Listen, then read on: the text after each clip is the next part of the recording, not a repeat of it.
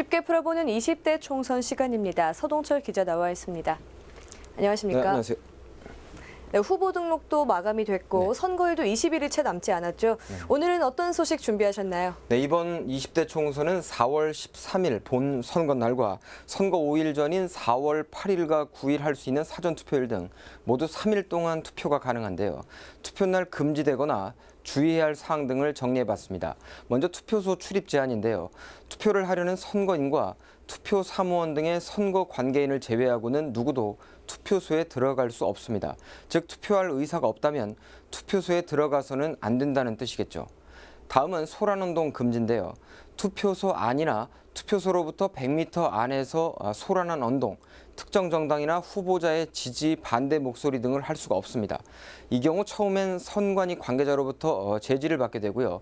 불응 시에는 퇴거 조치를 받게 됩니다. 이 밖에도 무기류를 휴대할 수 없는데요.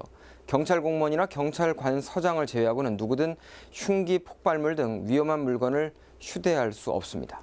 네, 그 외에도 선거 관련해서 주의사항이 있을까요? 네.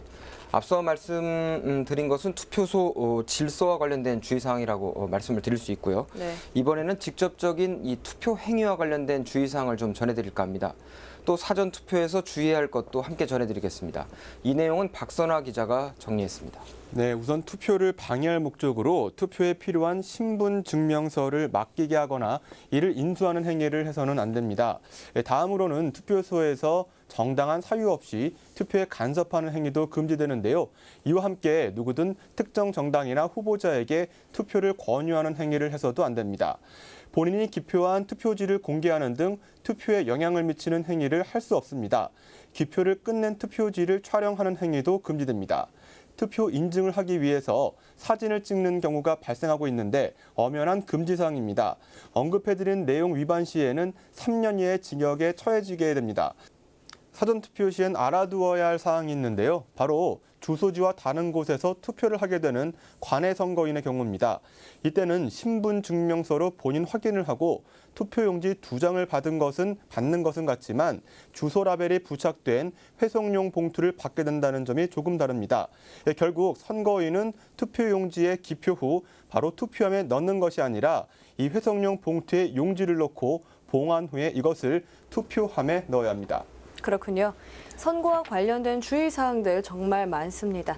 자, 끝으로 총선 키워드 분석해 보도록 할까요? 이번 시간에 소개해드릴 이 총선 키워드는 권토 중내입니다. 총선 앞두고 각 정치권에서는 세력 간 싸움에서 뒤처지는 쪽이 나오기 마련인데요. 그런데 그 세력들이 다시 뭉쳐 일어나 싸움이 벌어지곤 하죠. 이런 모습을 우리가 흔히 권토 중내에 비유되곤 하는데요. 자세한 뜻을 한번 풀어보면 왼쪽부터 말 권자에 흙토자, 거듭 중자에 올레자입니다. 글자 그대로 하면 흙을 말아 거듭 온다 이런 뜻인데요. 이 말의 유래는요. 초안지의 항우와 유방의 싸움에서 찾아볼 수가 있습니다. 유방과의 싸움에서 항우가 궁지에 몰리자 그의 측근들은 후퇴해 전열을 정비하고 다시 싸우러 오자 이렇게 제안을 하는데요. 하지만 항우는 이를 묵살하고 계속 싸움을 했고 결국 항우가 전사하고 말았습니다. 훗날 당나라 시인인 두목이라는 사람이 항우가 권토중내했으면 좋았을 것이다 라는 말을 한 데서 이 말이 유래가 됐다고 하네요. 다시 정치권으로 돌아와서요. 각 당별로 흔히 말하는 계파 간의 싸움이 치열하게 전개되고 있죠. 결국엔 힘이 약한 계파들이 밀리게 마련인데 힘에서 밀리고 있는 정치권 세력들, 앞서 항우가 전사했던 것을 잘 상기해 볼 필요가 있어 보입니다. 네, 잘 들었습니다. 서동철 기자, 박선화 기자 수고했습니다.